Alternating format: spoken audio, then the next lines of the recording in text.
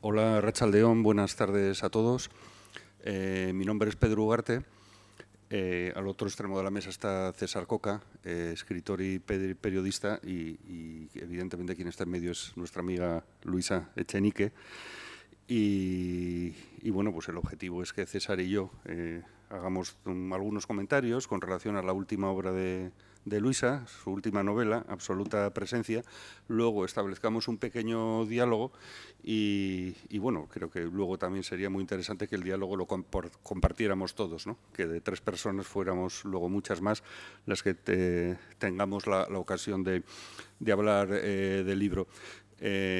Bueno, yo creo que es que Luisa Echenique no necesita presentación, ¿no? Pues yo creo que es una de las más reconocidas autoras, o reconocidos autores, por decir todos, de este país, con una amplísima trayectoria, con una muy larga trayectoria, que ha sido, entre otras cosas, premio Euskadi de Literatura, premio Buero Vallejo de Teatro, y esto que siempre me ha impresionado mucho, que eres caballero... De la Orden de las Artes y las Letras. Caballero de la Orden, eso. Pero que habla de las artes y las letras. Que habla también, por cierto, tampoco evidentemente es una cosa casual, sino habla también de su estrecha relación con la cultura francesa también desde hace muchísimos años. Unas ideas muy breves, porque yo creo que al final lo importante será lo que nos diga ella y lo que podamos hablar entre todos.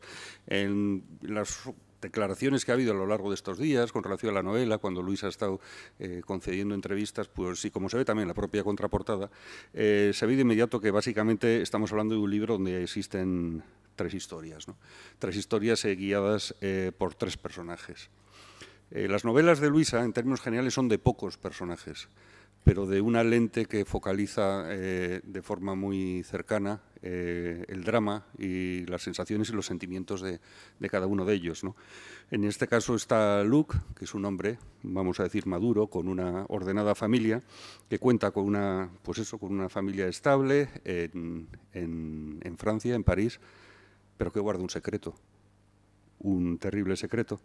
Hay otro hombre, Andrés, que es también un hombre maduro, que ha conocido el exilio, proveniente de San Sebastián, pero que ha conocido el exilio, ha tenido que salir debido a la amenaza terrorista.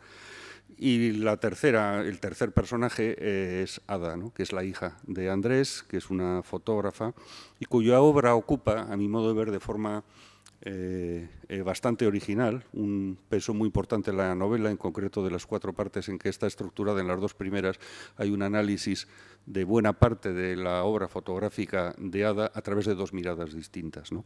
La suya y la de otro de los personajes, ¿no? Pero esta trilogía vital, que yo creo que es un poco lo que ha aparecido en los medios y lo que uno cuando aborda la novela ve inmediatamente si se guía por la contraportada, yo creo que dentro le acompaña a estas 3 historias y a estos 3 personajes también una trilogía temática, o por decirlo de otra manera, una trilogía sentimental. Que yo no sé si ella estará de acuerdo conmigo, luego nos lo explicará, ¿no? Porque yo creo que la novela funcionan 3 conceptos emocionales muy importantes, que son, a mi modo de ver, el miedo, el dolor y el secreto. Como decía, arranca la novela con una muestra, una exposición de fotografía que va a tener un peso muy importante en lo que va a ser el transcurso de la novela y los sentimientos de los personajes, una alusión al color azul que también es muy interesante y que se convierte en otro leitmotiv a lo largo de las páginas. Y lo que digo, al principio son 2 capítulos con 2 miradas distintas sobre el mismo material fotográfico, ¿no? Y a partir de ahí, lo que hace Luisa, que yo creo que los que le hemos leído con asiduidad lo sabemos porque ocurre a menudo, ella pone esa lente que, como decía, muy cercana, yo creo que más que sobre los hechos objetivos, sobre el interior de los personajes, ¿no? A partir de esa exposición vamos a conocer lo que va a ser el trayecto de cada uno de esos personajes. Lo bueno, además, lo he dicho en alguna ocasión, pero me gusta repetirlo, lo bueno de presentar buenos libros, además, es que buena parte del trabajo te lo da el autor, porque solo tienes, como suelo hacer yo en estos casos, subrayar mucho y lanzarlo luego para despertar el interés de los lectores, ¿no? Dice, por ejemplo, Luisa: con relación a esa exposición. Lo que sucede en estas fotografías no es un juego, es todo lo contrario de un juego. Y más tarde, cuando se trata de la mirada, la respuesta nunca puede ser simple, porque la mirada no es solo física, no forma parte solamente del cuerpo, sino también del otro, como quiera que se llame el alma o la conciencia. Decía que había 3 elementos temáticos, ¿no?, en su obra, ¿no?, el miedo, el dolor y el secreto. Yo me atrevería a decir que existe también otro, de alguna otra manera, la memoria, ¿no?, que es uno de los elementos también que muy fundamentales en la novela, ¿no? Una memoria oculta, una memoria que casi se superpone a un estado de conciencia, ¿no?, en el caso de cada uno de los personajes. Y sigo citando a Luisa.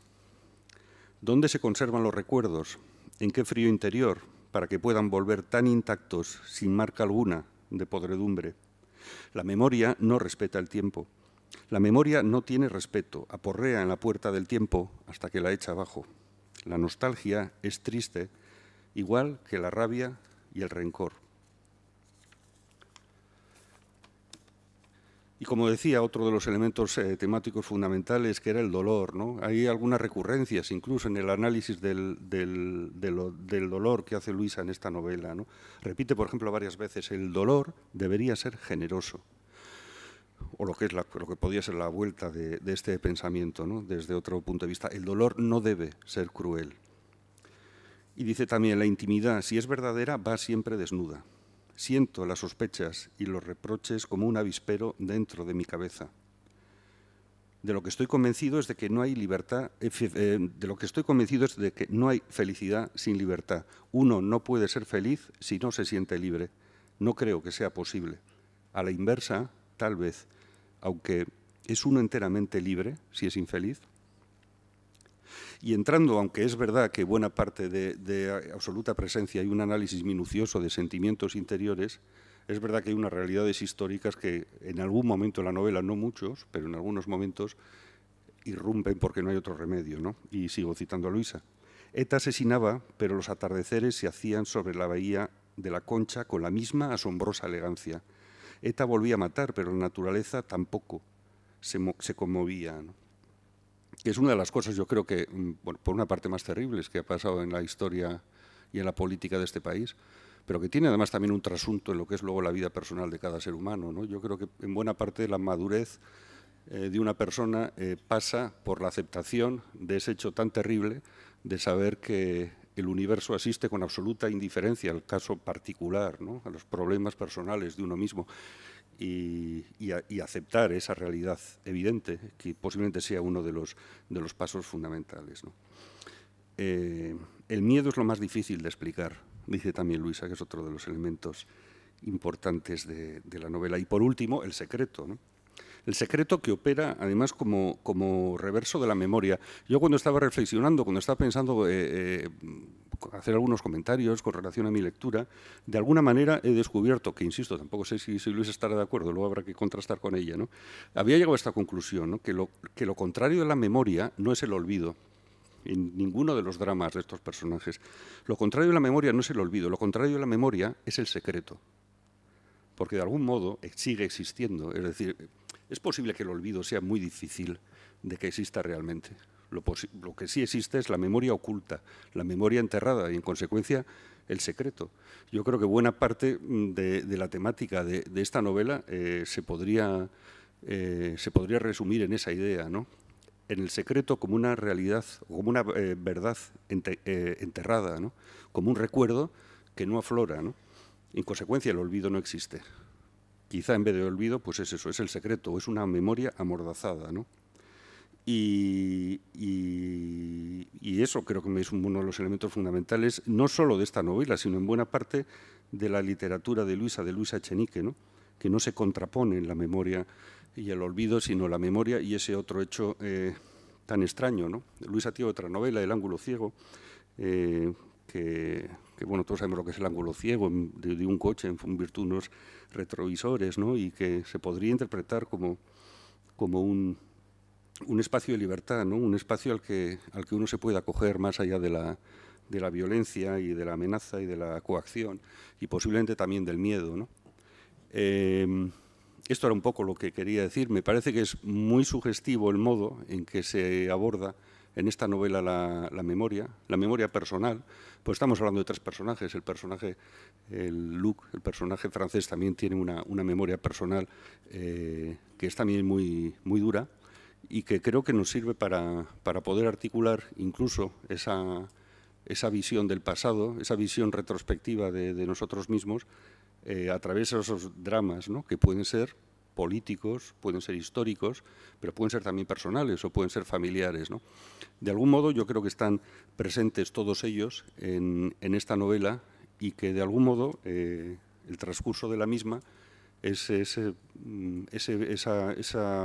proceso, por una parte trabajoso, pero también muy interesante literariamente hablando y muy sugestivo de afloramiento, ¿no?, de esa verdad o de ese recuerdo que había permanecido en secreto. Y bueno, yo creo que luego hablaremos más sobre ello. Luisa no solo está de acuerdo, sino agradecida a tus palabras, aunque evidentemente podremos después matizar y debatir. Pues buenas tardes. Yo, como soy periodista, venía dispuesto a hacer preguntas, fundamentalmente, ¿no? Entonces voy a hacer algún comentario brevísimo, pero sobre todo voy a plantear preguntas y con eso, si os parece, empezamos el diálogo, ¿no? Hablaba Pedro de tres personajes y tres temas fundamentales. Yo creo que hay un elemento fundamental en el libro, bueno, yo creo que hay dos elementos fundamentales en el libro sobre los que me gustaría empezar a hacer las primeras preguntas. Uno de los elementos es la mirada. No me refiero tanto a la mirada de la que cómo pone la autora sus ojos sobre los personajes, sino al propio concepto de mirada dentro del libro, porque aparece alegóricamente representado en los ojos de los personajes que están retratados y que aparecen pixelados, como en ciertas fotos de prensa, ¿no?, donde determinado tipo de personajes se emborrona una parte de su cara para que no sean identificados. Bueno, hay un elemento de mirada, porque la mirada, no solamente la de la autora, sino la de los personajes, la mirada siempre es selectiva, no podemos mirar a todos los sitios a la vez, miramos a algún sitio y cuando decidimos a dónde mirar, estamos construyendo nuestra visión del mundo. A veces decidimos voluntariamente mirar a un sitio, otras veces decidimos impulsados por elementos ajenos que nos presionan y a veces miramos sorprendidos por algo y no miramos voluntariamente, ¿no? Como cuando escuchamos un ruido fuerte a nuestra espalda y nos volvemos, no tenemos voluntad de volvernos, nos volvemos mecánicamente, pero todo eso va a construir nuestra visión del mundo. Y entonces, en este sentido, la mirada que todos hemos tenido, la mirada que tienen los personajes de Luisa, es una mirada particular, pero es una mirada que forma parte del gran mosaico de miradas, ¿no? Y hay otra cuestión que quería plantear también, que es la de la memoria. Hay un personaje, perdón, estoy citando de memoria, hay un personaje que hay un momento en el que dice que la memoria también hay que desearla, hay que quererla, ¿no? Y está referida además a los hechos terroristas, a la historia terrorista de este país en el que vivimos, que estos días vuelve a estar de nuevo sobre la mesa en lo que podría ser el último o el penúltimo episodio de su liquidación, ¿no? Bueno, hay que querer recordar, efectivamente, pero también los recuerdos son selectivos y además hay otra cosa que también es importante, los recuerdos también son inventados. A estas alturas ya sabemos que los recuerdos se inventan. A veces porque lo hemos hecho también, nos hemos autoconvencido también de que nos hemos inventado nuestros recuerdos y nos lo hemos creído. Y otras veces porque algún oscuro mecánico de nuestra psique los crea y nosotros estamos convencidos de que hemos vivido eso y no ha sido así. Creo que en esta novela, al apelar a ese asunto de los recuerdos y al poner la mirada, fijar el objetivo en esas miradas particulares de los personajes, que además luego van a intercambiar los ojos, ¿no? En esas miradas de los personajes se está poniendo el dedo en la llaga de primero, un hecho histórico reciente y muy propio del lugar en el que vivimos, pero también de la modernidad en general y de lo que ello supone. Entonces, yo ya empiezo las preguntas. Luisa, la primera cuestión es la de la mirada. La literatura es una forma de mirar, evidentemente, ¿no?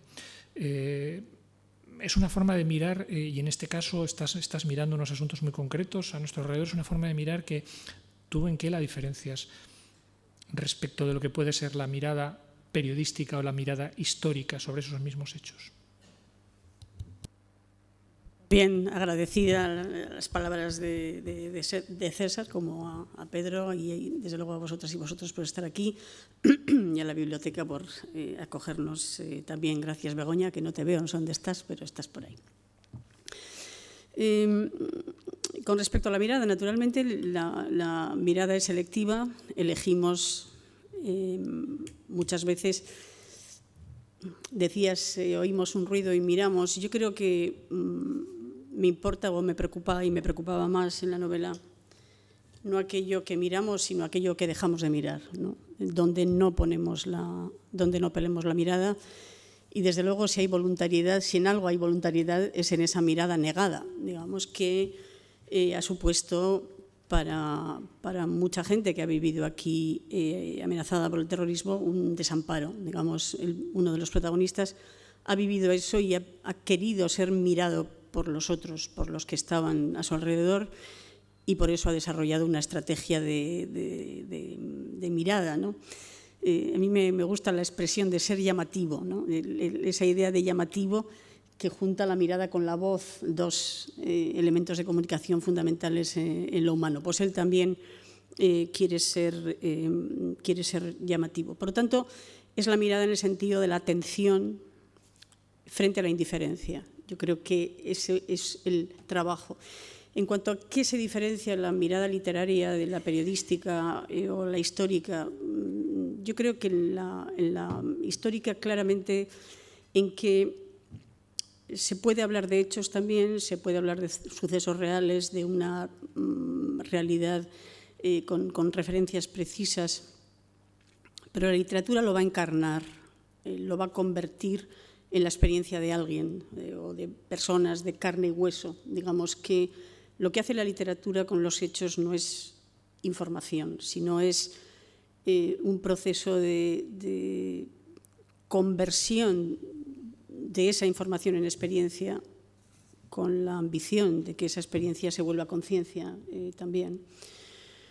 El periodismo puede mantenerse en un lugar intermedio. Es verdad que la historia se interesa cada vez más por lo íntimo, etcétera, ¿no? Pero digamos, se debe también a una forma de objetividad y digamos, de fidelidad a los hechos de la que la literatura puede prescindir. La sinceridad de la literatura o la credibilidad es otra, ¿no? Entonces, yo creo que en ese sentido la literatura nos acerca, podríamos decir, al lado más íntimo. El periodismo puede estar en un terreno intermedio porque muchas veces también se acerca a los hechos a través de la experiencia individual o singular o encarnada. Pero quizá ahí también, de nuevo, pesa más la información que, podríamos decir, la conciencia de los hechos. Despierta, digamos, está más cerca de despertar, pues eso, de informarnos, ¿no? Yo creo que, y el buen periodismo, además de informarnos, nos acerca al conocimiento de las cosas. Pero yo creo que la literatura va más lejos, ¿no? Nos acerca al conocimiento, insisto, y a partir de ahí a ese conocimiento profundo que es el de la conciencia. No sé si... A mí me interesó esa idea, que al hilo de la pregunta de César ha surgido, ¿no? La conversión de la información en experiencia, y que quizá además tiene una dimensión particular no solo en lo que puede ser la vida personal de los seres humanos y tal, sino también hechos políticos o históricos, ¿no? Es decir, ahí siempre recurrimos a lo de la intrahistoria unamuniana, pero es que es cierto, ¿no? Yo creo que en esta novela hay también mucha investigación, más que de los hechos históricos que hemos padecido aquí, el padecimiento personal, ¿no? Y esa conversión igual de lo que es política en experiencia personal, ¿no?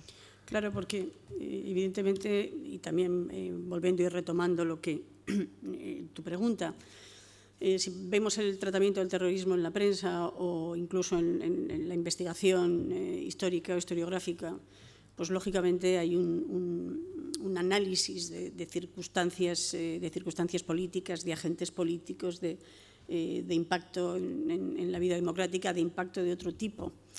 La experiencia de nosotros como ciudadanos, y no digamos de quienes han sufrido en sus carnes más, es la del terrorismo como algo que se ha metido en la vida de todos, es decir, que ha organizado los horarios, que ha organizado el estar o no estar con los hijos, que han establecido tensiones entre las parejas, que ha revolucionado la necesidad de una respuesta moral, por lo tanto, que nos ha colocado como seres humanos en el centro de las problemáticas existenciales, ¿no? que como seres humanos tenemos.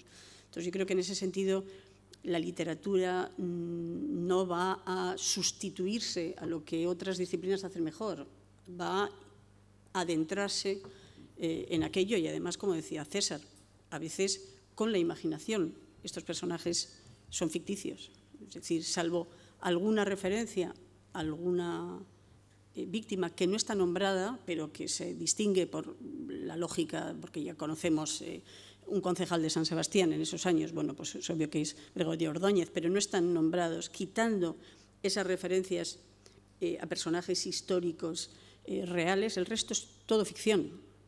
Y sin embargo, hay una credibilidad a veces de la literatura, una verosimilitud, una especie de realidad que la literatura puede proponer que no tiene que ver con la exactitud de los hechos, sino con, yo diría, la enseñanza profunda o el conocimiento profundo de esos hechos. Yo creo que la literatura puede hacer eso y, por lo tanto, debe hacer eso, o por lo menos intentarlo, ¿no? A veces decía que la poesía no se enuncia, que se intenta. Bueno, pues yo creo que la literatura tiene que intentar aquello que imagina que puede hacer, ¿no?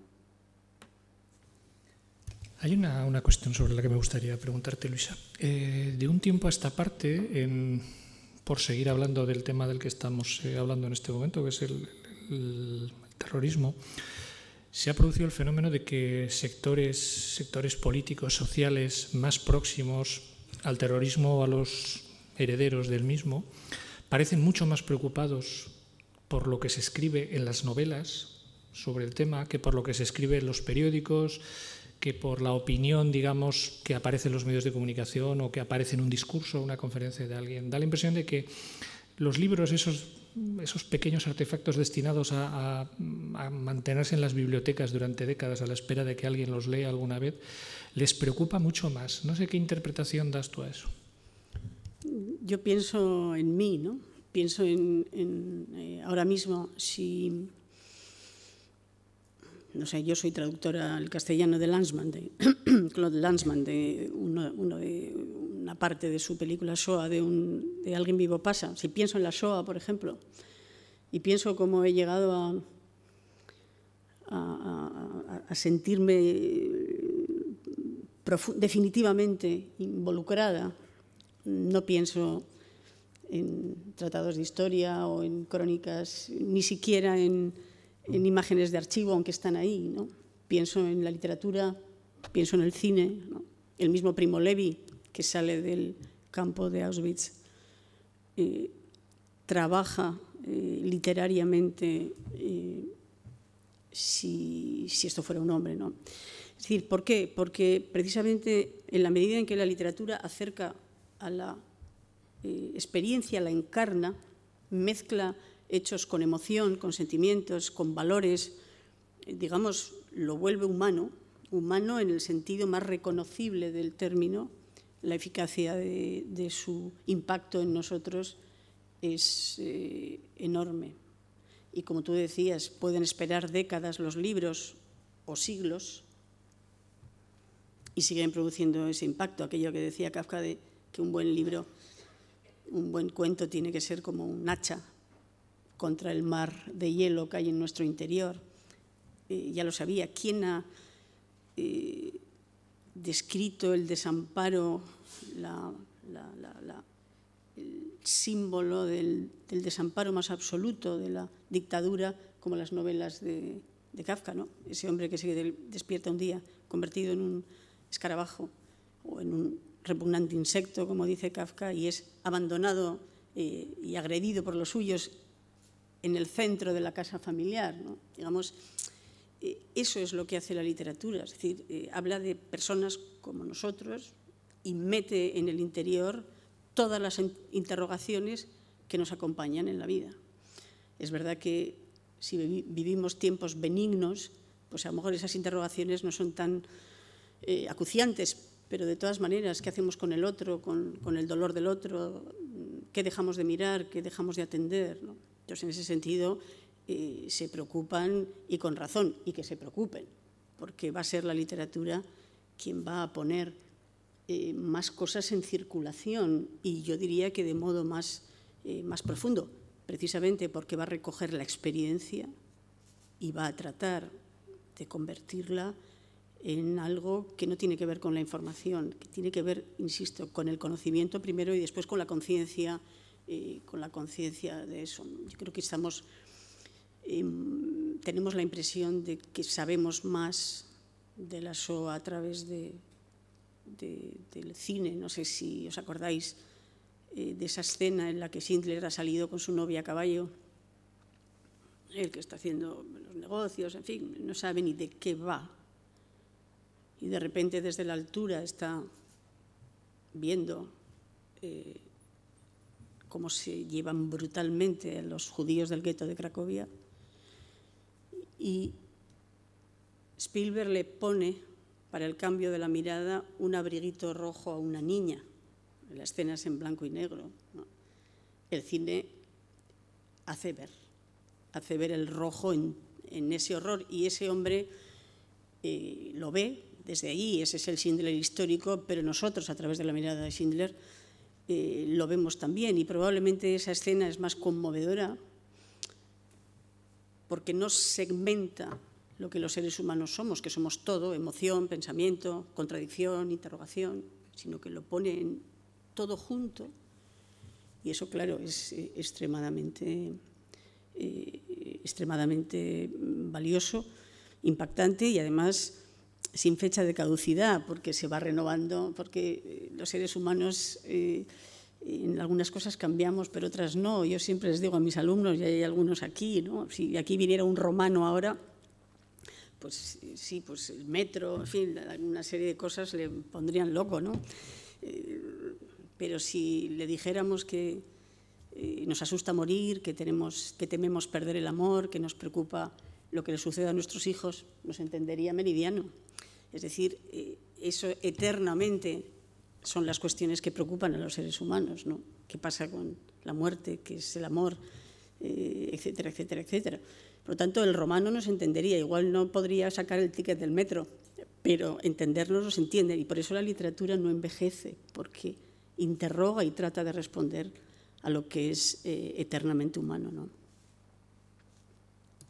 Quizás, si me permite, César, antes de la próxima pregunta, pero por hilar un poco lo que estaba diciendo Luisa y porque nos complementes al final esa idea, porque según estabais hablando, lo iba hilando yo con una cosa que se ha puesto de repente de actualidad aquí. No voy a decir la palabra hasta apuntalar la reflexión, porque tienes razón en que es la literatura lo que permanece. Yo siempre he pensado, a mí me admiró, no sé si leísteis un libro que en realidad ni siquiera es narrativo, es una especie de crónicas de guerra de Michael Herr, Despachos de guerra, que es un libro maravilloso. La guerra del Vietnam, si va a quedar sentimentalmente, va a ser en libros así. No va a ser en la información del día siguiente de lo que dijo no sé qué presidente o dijo tal, ¿no? Y yo sí creo, bueno, la palabra que iba a decir, iba a decir maldita, no, pero en realidad sería bendita palabra, porque es donde al final se saldan las cuentas históricas, el relato. Porque el relato nos remite a la literatura, ya no nos lleva a la información. Es que hay una especie de metáfora o incluso de implícito reconocimiento en la literatura y en el arte, de donde la verdadera batalla moral se salda, se produce antes en otros ámbitos, pero donde se salva de verdad, no es en la literatura. Sí, naturalmente, pero digamos, yo eso lo tengo claro, y de hecho es así. Hablabas del Vietnam. Nosotros hemos crecido con el horror del Vietnam a través del cine o a través de la literatura o de otras manifestaciones artísticas, también la fotografía, etcétera, ¿no? Y comentaba antes César que el entorno próximo a ETA está preocupado por la literatura. Es verdad que la batalla es la del relato, como se dice ahora, la prensa también lo distribuye, podríamos decir así. Es verdad que también hay otra cuestión, que es la cuestión de la forma. Los libros, las novelas, las películas son también eficaces porque tienen una forma que está pensada para eso, para ser perfectamente capaz de transmitir eso. En ese sentido no hay descuido, hay una podríamos decir, una calidad también en el aspecto formal, y eso hace que la belleza de la estructura, de la frase, la construcción, el relieve de los personajes, etcétera, etcétera, hagan que eso sea además extremadamente seductor, extremadamente persuasivo, ¿no? Pero en relación con el relato, y algo que a mí como ciudadana vasca me preocupa, es que lo propio del relato, lo consustancial, es la articulación de la causalidad, ¿no? Yo creo que también es la batalla del relato para ver quién consigue establecer una especie de causa-efecto, ¿no? Esto sí, pero porque hay una causa, etcétera, etcétera. Yo creo que en eso también tenemos que tenerlo claro, ¿no? Digamos, a veces entrar en una causalidad es obsceno, a mi juicio. Entonces, bueno, seguirá la batalla del relato, la prensa, los historiadores, etcétera, pero la literatura no entrará en la batalla del relato, sino en la propuesta de relatos completos, complejos, bien articulados, independientes, podríamos decir, del resto del ruido, ¿no?, que se vaya haciendo, el ruido o el sentido de lo que se vaya produciendo. Al hilo de eso, hay una frase de un escritor muy célebre, premio Nobel, o sea, Mario Vargas Llosa, que habla de la verdad de las mentiras, ¿no? De cómo, lo estás contando tú ahora, de decir, cómo a partir de la literatura, del relato, en el que en muchos casos hay elementos de ficción, tus personajes, salvo esa referencia episódica a Gregorio Ordóñez, a quien no se cita expresamente, tus personajes son personajes de ficción. Ahí es verdad que hay un fondo, un escenario físico y temporal e histórico reales, pero lo demás es de ficción y, sin embargo, lo que muestras al final es la verdad, ¿no? Es decir, cómo se pueden obtener a partir de inventos de tu cabeza y plasmados en tus manos en el ordenador, cómo se puede crear un reflejo de la realidad más fiel que las fotografías obtenidas en el mismo escenario de la realidad, ¿no? Claro, porque decirlo literariamente, pero se entiende. Es decir, esos hechos no pasaron, pero son verdad. Digamos que yo creo que eso es lo que la literatura o el arte consigue, ¿no? Es decir, esas no son cosas que pasaron, no pasaron en ese momento. Pudieron pasar parecidas, pero digamos, esos no pasaron, esos personajes no existen, esos encuentros no existen.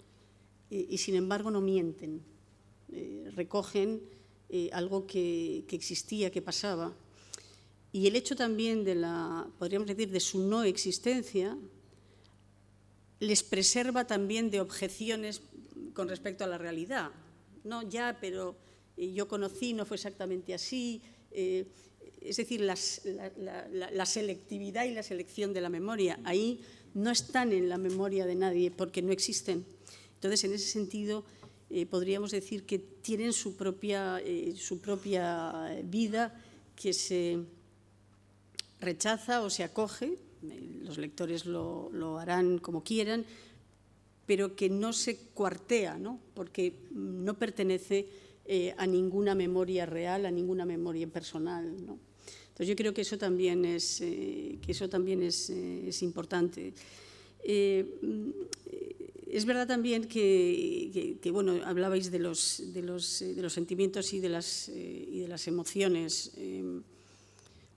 Con respecto yo tengo que decir una cosa que me parece importante, y si me permitís al final leeré un breve fragmento de la novela. Es verdad que los lectores después eligen, ¿no? Eligen lo que les parece más central, y efectivamente las emociones o también las estrategias de mirada que mis compañeros han citado están todas ahí. Está el miedo, está naturalmente el dolor, etcétera. Pero también es una historia de amor, o dos, y si me apuráis tres, porque hay una que está un poco alejada, que digamos que se infiere de las circunstancias, ¿no?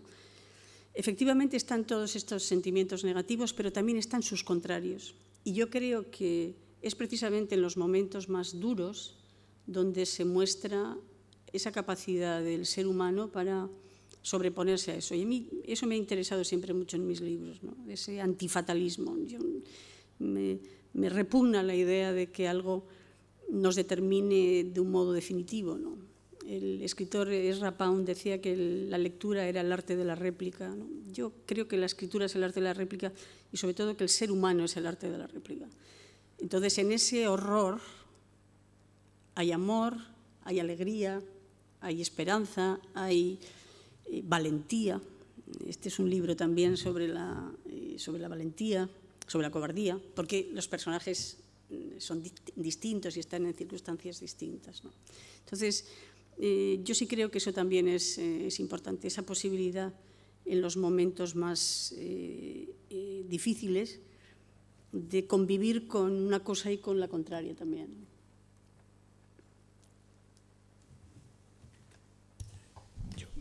Al hilo de la introducción que hacía Pedro hace unos minutos, yo también quería llevarte hacia una reflexión, a ver qué te parece. Él hablaba de que tú lo pones en el libro, además, ¿no? Lo de, había muerto alguien unas horas antes y había un esplendoroso atardecer en la Concha, ¿no? Es ese descubrimiento que supongo que a todos nos cuesta aceptar, ¿no? De que el día después de nuestra muerte el mundo va a seguir girando igual, va a seguir amaneciendo. Va a seguir lloviendo algunos días y haciendo sol otros, y caerá la nieve y hará calor otros días. Y eso va a pasar así, aunque la muerte de cada uno sea una muerte natural o sea una muerte violenta, de la mano de otro. Que los amaneceres son igual de esplendorosos en la Concha el día en que no ha muerto nadie que el día en que han muerto 2 personas de un tiro en la nuca.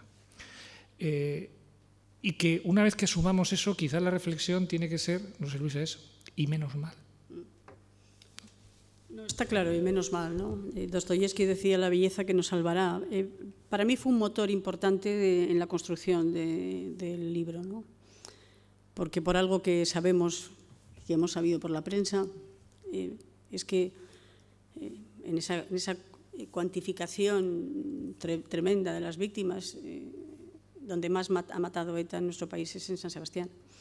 Es decir, en la ciudad más bella es donde más ha asesinado ETA. Y era algo en lo que yo pensaba, ¿no? ¿Qué significa la mirada? Y la mirada nos salva, efectivamente, ¿no? El atardecer asombrosamente hermoso, a pesar de cómo nos sintamos o a pesar de lo que haya pasado, de algún modo es un consuelo, es un refugio. Pero esta es una novela de contrastes o de dialécticas. Claro, puede ser un refugio, pero también una escapatoria, en el sentido de que, y yo creo que lo ha sido, que en San Sebastián lo ha sido, ¿no? Es decir, una ciudad hermosa, una gran calidad de vida, con qué seducción o con qué facilidad entramos en lo que es hermoso, en la fiesta, en la gastronomía, en la playa, en todas esas cosas. Entonces, ha sido también el personaje se interroga, ¿no? sobre qué nos ha impedido ver o qué nos ha permitido ver ese refugio de la belleza y de la calidad de vida, ¿no? Yo lo decía el otro día en una entrevista en la prensa que habéis recogido vosotros. Yo llegué y he llegado y hay algunos donostiarras aquí, ¿no? Yo llegué a no ir a ciertos lugares porque, no sé, cruzabas en barco, el atardecer era espléndido, ibas a comer a un sitio espléndido, con un mirador espléndido, y entre el barco, el atardecer y el mirador tenías que pasar por una calle estrecha llena de amenazas. Amenazas que no eran amenazas, que eran amenazas cumplidas muchas veces y en cualquier caso un horror para la gente que las vivía y víctimas sin cuento, ¿no? Entonces, en ese sentido, en un lado la belleza, en el otro la belleza o el placer, y entre medio, ¿qué? Todas estas interrogaciones han sido las que me han hecho escribir este libro, ¿no? O sea, un poco eso, ¿qué pasa con eso, ¿no? ¿Qué pasa con eso? Entonces, yo creo que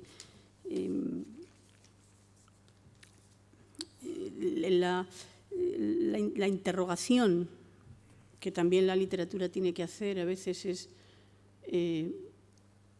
bueno, pues plantearse esas preguntas que de todas maneras alguien se las ha planteado, ¿no? Seguro que sí, como me las planteaba yo, pero también se las planteaban otros, ¿no? Porque la mirada, cada uno tiene la suya y por lo tanto es eso, una especie de polifonía de los ojos. Claro que seleccionamos, pero como todo el mundo selecciona, al final se acaba haciendo un mosaico que casi te da mucho o todo de lo que hay, ¿no? Al hilo de que estaba desde la pregunta de César y lo que estaba ahora comentando Luisa, hay algunas reflexiones terribles en el libro, que luego es, bueno, lo que evidentemente todos los que, como la mayoría de los que estamos aquí, leemos mucho y sabemos que eso, que las palabras de los personajes no son las palabras de los autores, pero que de algún modo también aluden a buena parte de esa memoria compartida, ¿no?, de mucha gente. Hay unas frases muy duras de Andrés, del personaje que salió exiliado por el terrorismo, ¿no? Ya habrá gente en Euskadi que se ocupe de la memoria, para que los que vienen después no se confundan y pongan a cada uno en su sitio. Tiene que haber gente allí que se ocupe de eso, y si no, peor para ellos.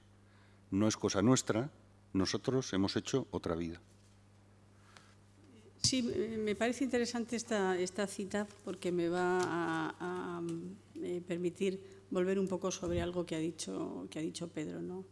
Lo contrario de la memoria no es el olvido, sino el secreto. Yo, claro, no puedo decir que no haya algo que no se haya contado, que en ese entorno hay algo que no se haya contado, porque sí hay algo que se ha contado. Pero lo que los personajes intentan, esta es una novela de intentos de alguien para ser feliz incluso cuando no se puede, ¿no? Y para recuperar la alegría de la vida, esa cosa que es triste, ¿no?, sin nostalgia. Entonces yo añadiría, o tal como yo lo veo, y añadiría un concepto que el personaje dice en la novela, pero que yo quiero precisar un poco, y creo que vale para otros debates también. Yo creo que hay entre el olvido y el secreto otra cosa que los personajes intentan, es volverse extranjeros de su pasado. No exiliados, sino extranjeros. Es decir, ese pasado no es el nuestro, o una parte de ese pasado, somos extranjeros a ese pasado. La extranjería no es una ignorancia, es una distancia, y ellos colocan esa distancia. Dicen, exiliamos la memoria, aquello que pasó, para no ser nosotros unos exiliados. Y a mí eso me parece importante. Ya lo digo, me salgo un poco del libro y hablo como ciudadana, ¿no? Y además estoy escribiendo un libro sobre eso, porque a mí me parece importante. Yo echo de menos que cuando se habla de los refugiados, cuando se habla de los exiliados, siempre pensemos que es una experiencia negativa. Claro que puede ser una experiencia negativa, y lo es para mucha gente, pero ¿por qué no albergar también la posibilidad de que sea una experiencia liberadora, de que sea la oportunidad de una nueva vida, de una segunda biografía? Entonces, a mí eso me importa, y estos personajes ya están, y desde luego los personajes de una protagonista de mi siguiente libro va a estar en eso también, ¿no? Digamos, este es un libro que interroga y que no simpatiza con la nostalgia, como yo misma no simpatizo con la nostalgia. Yo siempre suelo decir que la historia del mundo habría sido distinta si a Homero no se le ocurre tener un personaje que quiere volver. Imaginaros que Ulises dice, no, ya Ítaca ni loco vuelvo. Como mucho, reagrupamiento familiar, que vengan Penélope y Telémaco a otro sitio. El imaginario de la humanidad habría sido diferente, pero no, hay que volver. Y claro, ha creado para la humanidad esa cosa de que hay que volver. Hay que volver a las esencias. Hay que volver a las esencias. Entonces, yo soy más bien contraria a la nostalgia, en el sentido de que la vida se haga para adelante, ¿no? Y la nostalgia, que es como dice Andrés Lassa, el protagonista de la novela, es estar siempre con el cuello torcido, mirando hacia atrás. Y estar con el cuello torcido es incómodo. Por lo tanto, también entre el olvido y el secreto, esa idea de la extranjería del pasado, ese sentimiento de distancia que yo creo que es importante. Yo, desde luego, lo identifico con la libertad, porque lo identifico con la elección que tenemos de nuestra propia vida. Y me parece triste para la gente inmigrante y para la gente exiliada y para la gente refugiada que siempre de alguna manera les presentemos como alguien que está donde no quiere estar o que está donde está obligadamente y que de algún modo no va a no sé, dejar de añorar.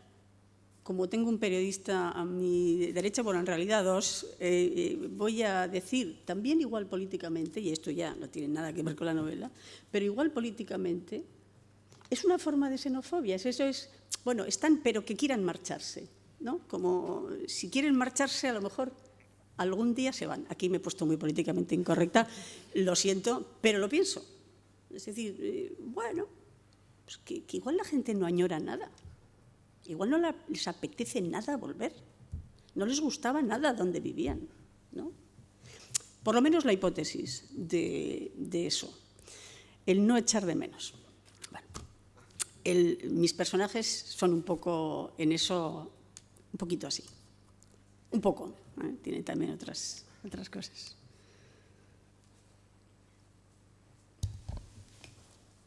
No sé cómo vamos de hora, no para sé que si sí, igual. efectivamente. Sí, igual sería mejor que sí, o sea, pero perdonad, porque me estaba dando la vuelta al hilo de todo lo que estabais comentando, me estaba dando vueltas una idea que, bueno, tiene que ver también con la novela, ¿no? Pero conocer un poco la opinión de Luisa con relación a lo que ha sido la historia de nuestro país. Yo tengo a veces la sensación, no sé si la compartís, pero ahora que ha salido el tema de la nostalgia, de que lo que ha pasado en este país, a medida que nos vamos alejando de la parte más dramática, del núcleo más dramático, a mí particularmente se me hace más escandaloso. Y parece que debería ser al revés. O quizá es que evidentemente hasta mi conciencia no ha sido bastante más adormecida de lo que yo me podía imaginar. A medida que va pasando el tiempo, a mí se me hace más escandaloso lo que pasa en este país.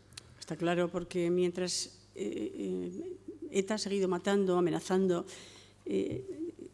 estábamos como en una cazuela con la tapa puesta, digamos. Ahí había algo que era como pues que estar como se dice, perfil bajo, ¿no? Yo creo que teníamos perfil bajo íntimo de todo, y luego distancia también, faltaba distancia. Era una cosa estar demasiado cerca y al mismo tiempo con esa especie de encogimiento, de todo. Moral, ¿no? Porque además las preguntas, y tú hablabas de la prensa, etcétera, las preguntas de la prensa, eran las preguntas acuciantes de la actualidad, de las noticias, digamos, que aquello generaba, ¿no? Entonces, hace falta espacio para que ya no haya noticias y entonces empiecen otras preguntas que son esencialmente morales, ¿no? ¿Qué hicimos? ¿Cómo es posible que pasara esto? ¿Dónde estábamos? ¿Fue suficiente lo que hicimos? ¿No me faltó aquel día el gesto le dije, pero no le podía haber hecho algo más? ¿O no he sido a lo mejor demasiado pasivo frente a unas determinadas cosas? ¿O por qué hemos aguantado ir a votar, yendo a votar ahí al lado de tu casa, pasando por delante de carteles arrancados de unos partidos o candidatos con una diana en la frente? ¿Por qué no hemos dicho o no se vota hasta que todo eso se limpie o qué, ¿no? ¿Por qué hemos aguantado fiestas en las que, como decía mi abuela, para tener la fiesta en paz admitíamos los mensajes de los violentos, es decir, de los que quieren la guerra, ¿no? Para tener la fiesta en paz? Yo soy donostiarra, dejé de ir a la Plaza de la Constitución y os cuento cuándo, también por razones de mogollón, pero entre otras cosas porque la aceptación de esos símbolos, por la paz una Ave María, ¿no? Claro, pero es que esos Ave Marías llega un momento en que han sido ya una letanía. Entonces, errores, porque igual a veces son errores o piensas que es mejor porque el impacto es menor si no la montas o si no, etcétera, etcétera.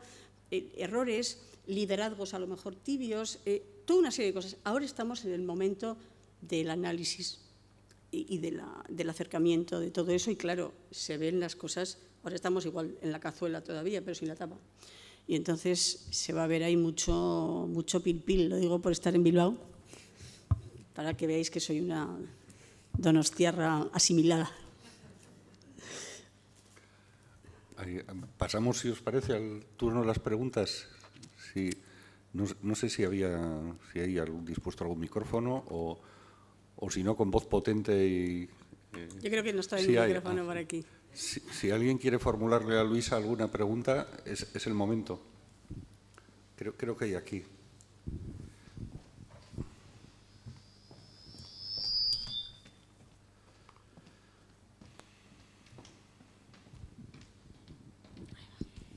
Hola, buenas tardes. Buenas tardes. Me llamo José Antonio Peñafiel y ustedes hablando de tipo de violencia, yo preguntaba si en este libro hacen alusión a otro tipo de violencia que se ha producido en este país, como puede ser el GAL, las cloacas del Estado, a ver si hacen alusión a ese tipo de violencia y de terrorismo. No, de las torturas. No, la novela, digamos, como lo ha dicho antes Pedro Ugarte, aborda en una parte una experiencia de un personaje.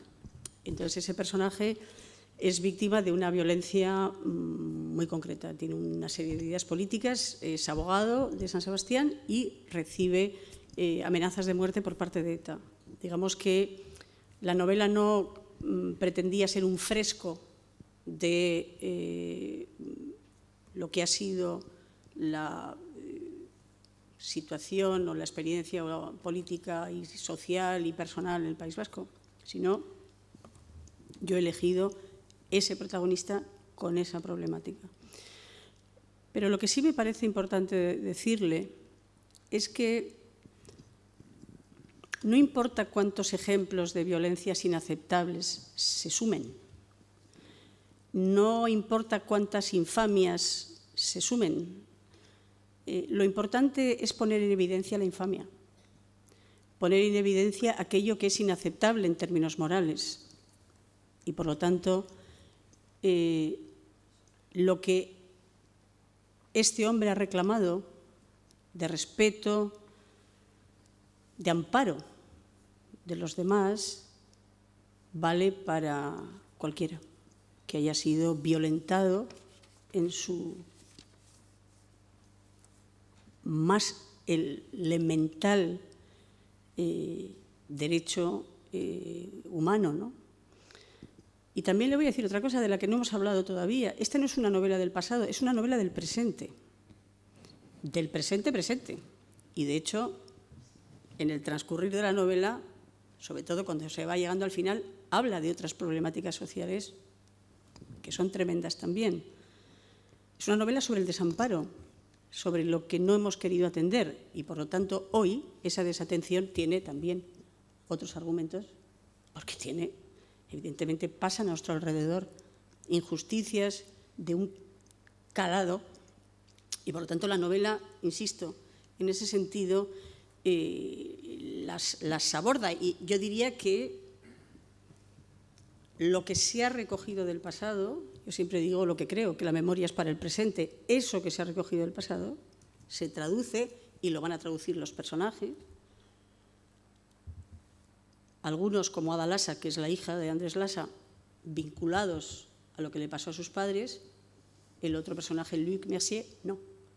Pero esa reflexión sobre lo que no podemos aceptar, lo que es infame e inaceptable, y aquello que tenemos que defender y amparar, está claramente ahí, ¿no? Decía Cernuda en un verso hermosísimo, hablando de lo que, en fin, es un poema que se llama 1936 y él está en Nueva York y se le acerca, en una conferencia que da, se le acerca un veterano de la Brigada Lincoln que había luchado en España en la guerra civil y se lamenta de del abandono de aquella causa por la que lucharon, ¿no? Y Cernuda en el poema dice, no se preocupe, que no hay que preocuparse si son muchos o son pocos. Dice, uno tan solo basta como testigo irrefutable de toda la nobleza humana, ¿no? Pues le respondo así. Un hecho infamante para una sociedad habla de todos los hechos infamantes para una sociedad, aquello que como demócratas no podemos aceptar, ni entonces ni ahora, que hay una colección de infamias ahora mismo impresionantes, sociales, personales, íntimas, violencias también contra las mujeres, fundamentalmente contra las mujeres, etc. Quiero decir que hay eso, y también por eso la literatura puede viajar en el tiempo y en el espacio, porque a lo mejor un reflejo de otra realidad habla de nuestra realidad o de otra realidad de las nuestras, ¿no?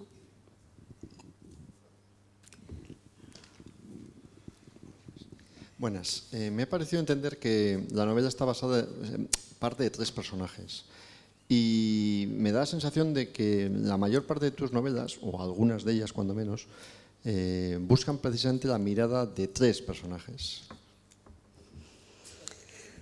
Ay, qué pregunta. Pues a veces 3, desde luego casi siempre más de 1. En efectos secundarios, por ejemplo, eran 2, lo que pasa es que ahí había una triangulación que tenía que ver con la intriga amorosa, digamos, pero los personajes con expresión eran 2. En el caso de Los peces negros también 2. También 2. Es verdad que en el Detective de Sonidos son 3, pero en realidad es uno que recoge. Aquí son propiamente 3, porque son 3 narradores. Son 3 narradores en primera persona, en realidad 2 narradores en primera persona. Luc no es un narrador en primera persona, pero es lo que se llama un omnisciente selectivo, es decir, es en tercera persona, pero mirado desde los ojos de él, porque él está en un proceso de conocimiento. Cuando alguien está en un proceso de conocimiento, el yo es insuficiente, porque alguien que no se conoce no va a hablar de todo lo que es, ¿no? Entonces, de alguna manera, yo necesitaba un narrador un poquito más entonces habla de él, habla en tercera persona, pero con bastante cercanía.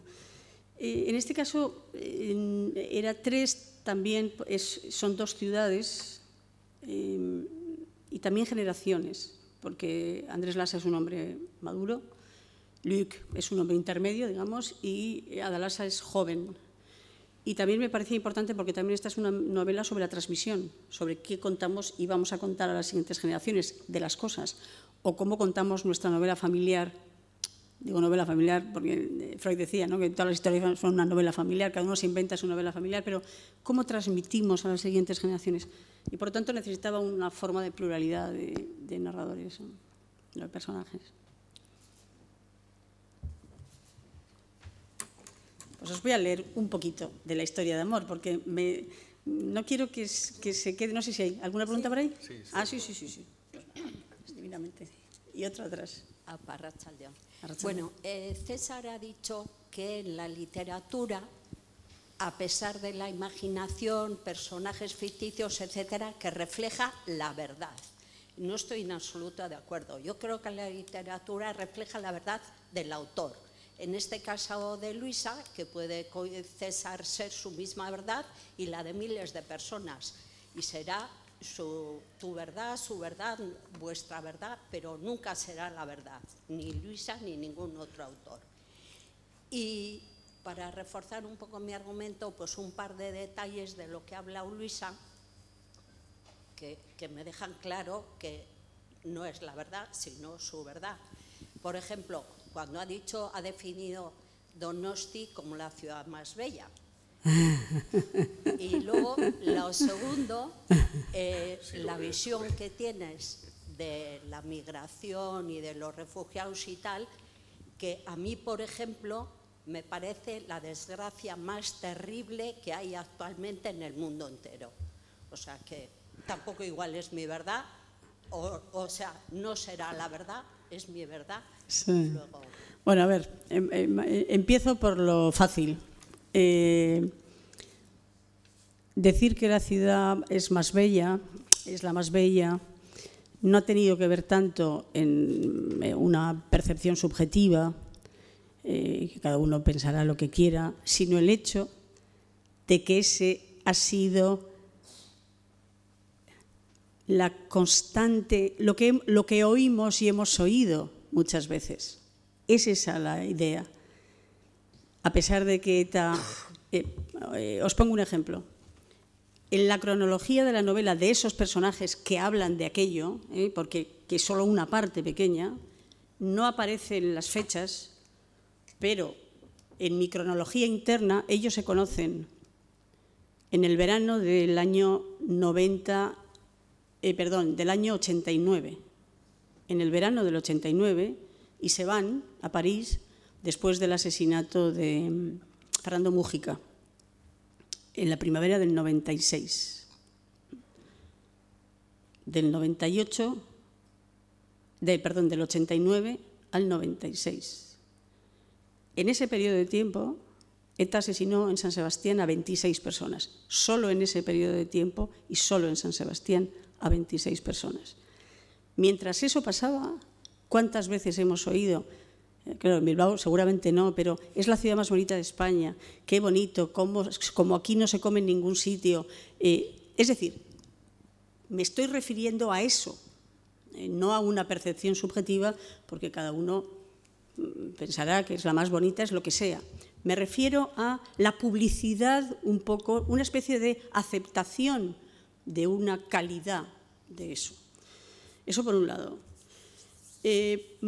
Por otro lado, lo de la verdad, yo no sé si quiere responder César, pero yo quería decirte una cosa. Cuando yo he dicho que una cosa puede ser ficticia y sin embargo ser verdad, no me estaba refiriendo a la idea, primero, de que sobre algo puede haber una única verdad. La verdad siempre es compleja. Lo que es menos complejo, y yo por eso creo que como sociedades tenemos que hablar de la sinceridad, porque la sinceridad, si uno no miente, es sincero. Podrá equivocarse, pero creo que hay que hablar de la sinceridad. Me estaba refiriendo a que hechos que son ficticios tienen una calidad de credibilidad que los vuelve verdaderos. Por eso, no que se correspondan a una lectura verdadera de las cosas. Y eso es muy importante. Algo que sí te voy a decir con toda sinceridad. Los personajes expresan sus opiniones. A veces esas opiniones pueden acercarse a las mías, a veces estar en absoluta oposición a las mías. Por lo tanto, cuando creas un personaje, no creas un portavoz. Yo por lo menos no. No creo un portavoz. Creo a un personaje que va a tener, y muchas veces los personajes que yo creo transmiten lo que pueden ser mis interrogaciones, es decir, aquellas cosas a las que yo todavía no he llegado, que estoy en procesos. En algunos casos pueden acercarse a eso, pero yo creo que también escribimos, y supongo que estará de acuerdo conmigo Pedro y también César, ¿no? Escribimos para seguir explorando, y muchas veces explorándonos a nosotros mismos, es decir, hasta dónde, qué somos capaces de pensar. Y había una tercera cosa, pero se me ha olvidado. Yo no puedo ni me permitiría la frivolidad de decir que no es un hecho terrible. Va a ser algo que no voy a hacer y que desde luego no haré nunca. He dicho otra cosa, he dicho que echo de menos que en el debate sobre los refugiados no entre la posibilidad de que para algunas personas sea una experiencia liberadora e incluso gozosa. Es decir, tú hablabas de que no hay una verdad. Bueno, pues si no hay una verdad, tampoco en eso hay una verdad. Habrá otras posibilidades. Y en el debate, y sobre todo en la presentación pública, que haya esa posibilidad. Yo, en cualquier caso, como os digo, lo estoy explorando ya en mi manuela, que así se llama la protagonista de la novela. Y no va a tener, y va a tener una relación con la salida, se llama Cruzar el agua el libro, va a tener una relación diferente. Un elemento más, porque si no, la experiencia de muchos se convierte en una categoría de experiencia. Y yo creo que contra eso hay que oponerse para, como tú muy bien decías, no se instale una especie de idea de que sabemos la verdad sobre esa experiencia tampoco.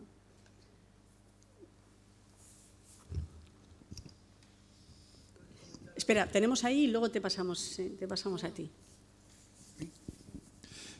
Solamente una pregunta que no la veo fácil, pero después del discurso y de decantar todas las razones legales, históricas, de relatos, normalmente los personajes se suelen quedar desnudos ante la realidad.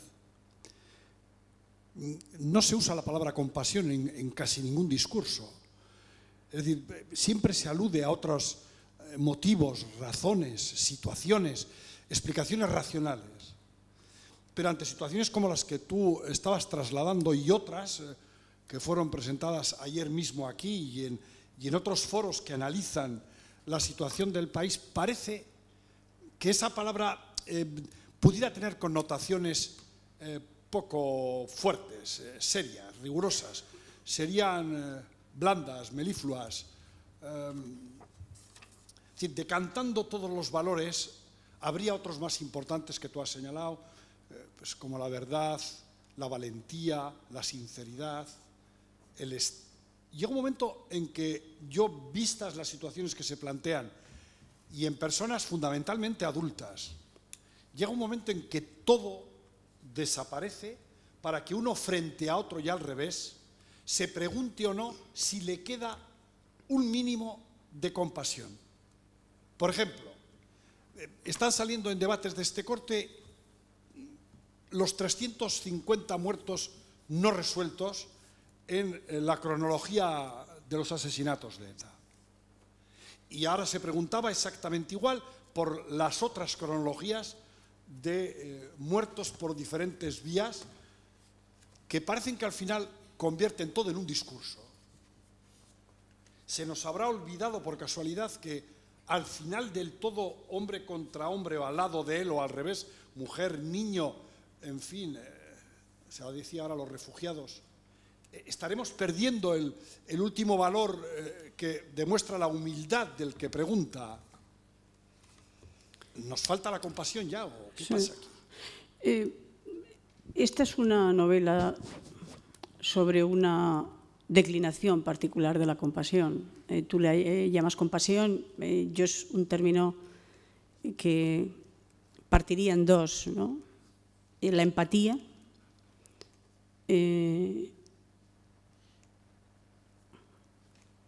la conmoción, aquello que nos conmueve, es decir, que nos mueve con. Estaba buscando, mientras te escuchaba atentamente, no lo dudes, alguna cita precisamente para eso. Es fundamentalmente una novela sobre la empatía, sobre el acercamiento al otro. Y además un acercamiento al otro que se produce en la calle. Es decir, cuando tú no sabes quién es el otro, ¿no? Lo que te hace correr, alguien se cae y corres. Hay un herido y corres. No le preguntas primero cuál es su filiación o su afiliación política. Corres. Entonces, de algún modo, toda la experiencia de Andrés Lasa en San Sebastián tiene que ver con eso, con la empatía, ¿no?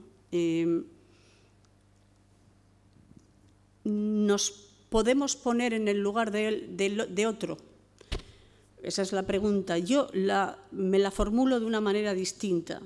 ¿Me puedo poner en otro lugar de mí mismo? Y yo creo que sí. Creo que nos podemos desplazar y eso significa la conmoción y de algún modo también la compasión. Finalmente la compasión es la pasión compartida, es decir, estar en esa cercanía. Voy a leeros a lo mejor alguna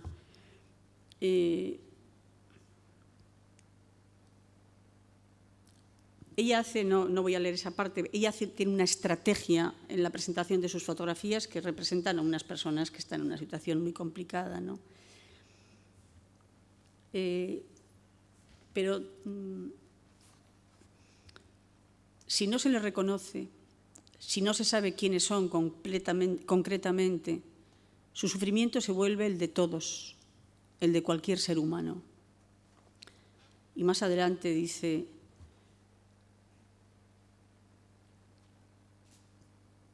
bueno, no, porque es que si leo esto hago un spoiler, entonces no puedo hacerlo.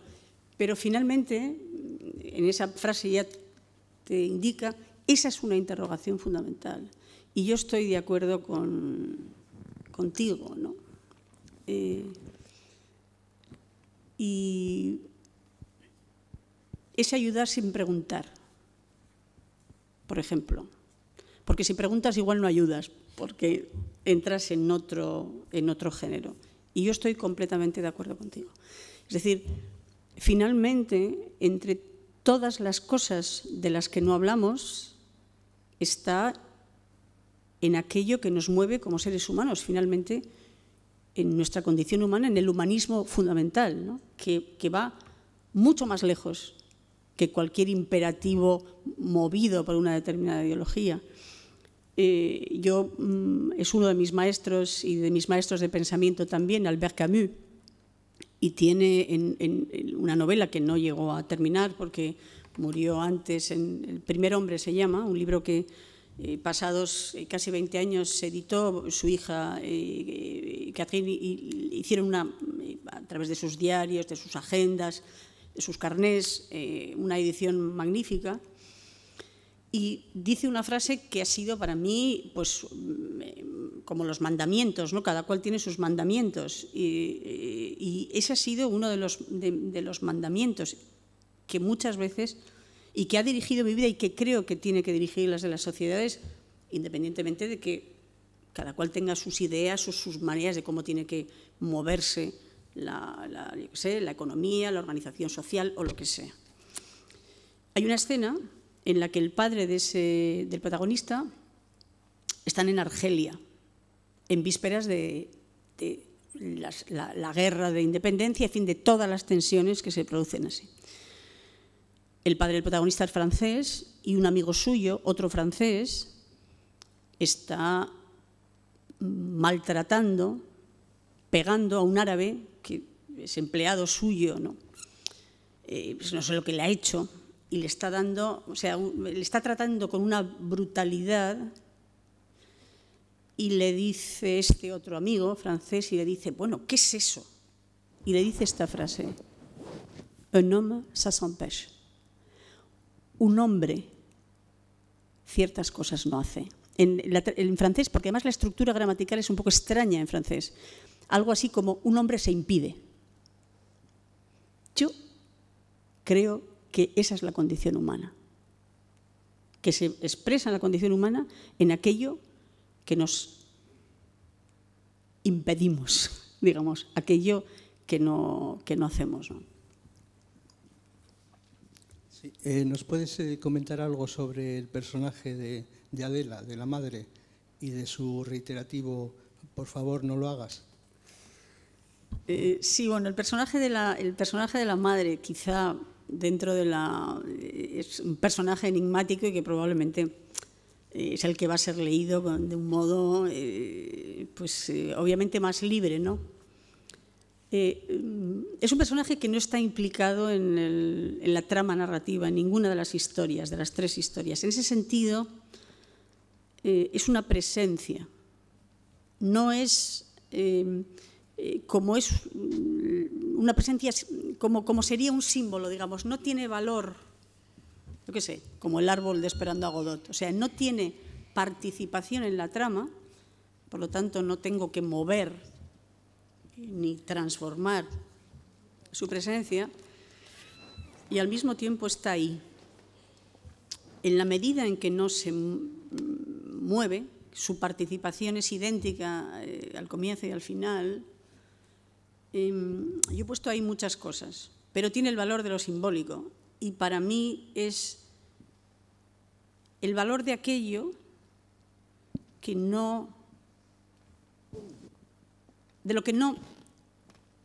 podemos hacer desaparecer. En el fondo sería aquello que no podemos hacer desaparecer. He leído en algún sitio que los tipógrafos japoneses ponían a conciencia una errata en los textos, en los libros, para recordar que la perfección no existe, ¿no?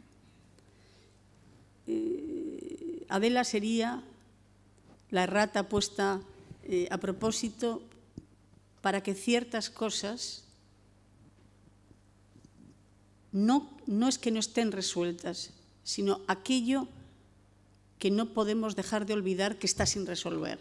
En un libro que se llamaba Absoluta Presencia, a lo mejor es absoluta presencia, ella es la absoluta presencia, de aquello que está. Y que, bueno, pues que hacemos muchas estrategias en la vida para que no estén algunas cosas, pero está. Entonces, es eso, es una presencia, no estorba, porque no tiene participación narrativa, y en ese sentido está en una especie de no lugar narrativo. No sé, supongo que los críticos, cuando lean, en fin, cuando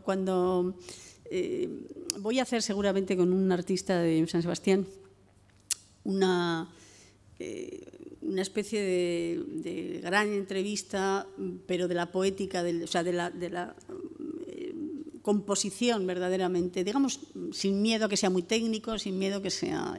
Y seguramente, porque ese es un personaje que le tengo muy pensado, naturalmente, y su posición y su espacio lo tengo muy, muy pensado, pero supongo que en la medida en que es algo simbólico, se le darán muchas lecturas. Era consciente de eso y me parece bien. En cualquier caso, no interfiere. Ninguna de las lecturas interfieren. Y si se hacen algunas, conectando con algunas de las cosas que pasan en el libro, podrá hacerlas el lector, pero no podrá quedarse saciado o saciada con eso, porque no resolverá eso. Ya veis que las novelas... Yo les digo a mis alumnos que mis alumnos creen en los procesos creativos, si puede ser de horas. Ya cuando están muy bueno, vamos a echarle unos días, ¿no?, a esto, ¿no? Yo este libro he tardado 4 años, casi 5 en escribir, porque cuando piensas todas las cosas, ¿no?, las vas haciendo así, pero eso es lo que tiene de fascinante, el saber por qué has puesto cada cosa, cómo se articula en el tejido del libro cada puntada que has dado, ¿no? Bueno, son casi las 9. Si os parece y no hay más preguntas, os voy a leer. Dejadme que os lea un poco del amor, porque si no, nos vamos a quedar aquí con la sensación de que solo hay de un lado, ¿no? Y hay de otras cosas también. Un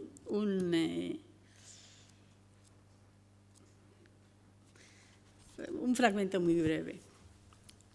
A tu madre le gusta decir que el día que nos conocimos yo llevaba una gabardina colgada del brazo y zapatos de cordones. Creo que exagera. Sería una chaqueta o un jersey. De los zapatos no digo nada.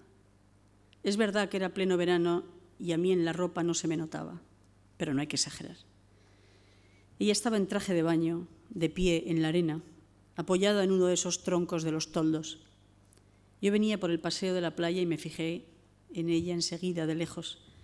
Luego me fui acercando. Estuve mucho rato mirándola desde la barandilla sin que se diera cuenta. Nos conocimos así. Yo iba a una reunión política y ese día llegué tardísimo. Mis compañeros me preguntaron, ¿qué te ha pasado, Andrés, que traes esa cara? Y yo les contesté que nada, porque entre hombres no se dice que te ha pasado todo, que has visto a una mujer en la playa, que le ha hecho gracia tu insistencia en mirarla, que habéis hablado un poco y quedado para otro día, tal vez, en el mismo sitio, y que por esa mujer te has vuelto un Romeo. Entre hombres no se dice que te has vuelto un Romeo, pero yo era un Romeo, joder. Si no se entiende eso, no se entiende nada.